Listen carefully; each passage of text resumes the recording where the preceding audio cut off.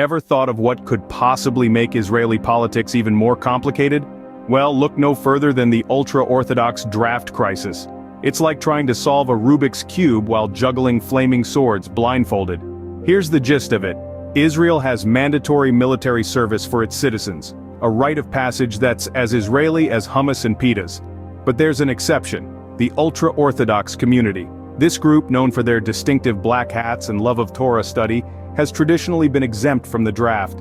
But as you might guess, not everyone's thrilled about this. It sparked a political hot potato, hotter than a falafel fresh out of the fryer.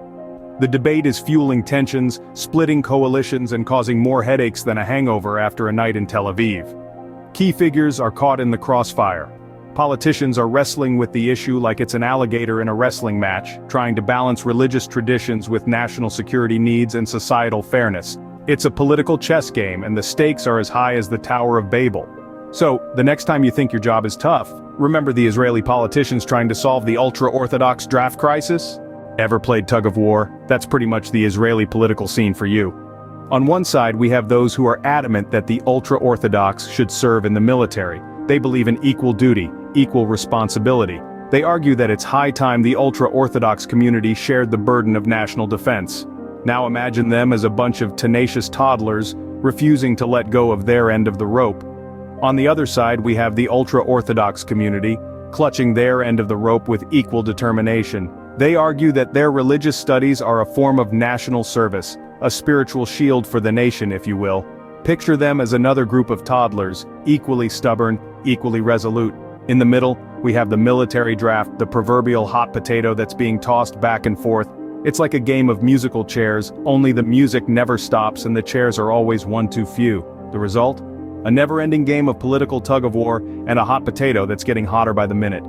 And you thought choosing between pizza or pasta was a tough decision. So, what's the future looking like? Well, if we had a crystal ball we might tell you. But alas, we're left to our own devices in this whirlwind called the future. Now, let's talk about the potential outcomes of this crisis. It's a bit like predicting the weather in the middle of a hurricane, isn't it? You can't tell if it's going to rain cats and dogs or if you'll see a rainbow at the end. The same holds true for Israel's future. It's a mixed bag of possibilities. On one hand, we could see a resolution that satisfies both sides, like a perfectly toasted marshmallow on a s'more. On the other, we might see the storm intensify, leaving a trail of unresolved issues and political turmoil, much like a forgotten umbrella on a windy day. And let's not forget the potential impact on the Israeli society. Will this be the catalyst for change or simply another chapter in the ongoing saga? Only time will tell.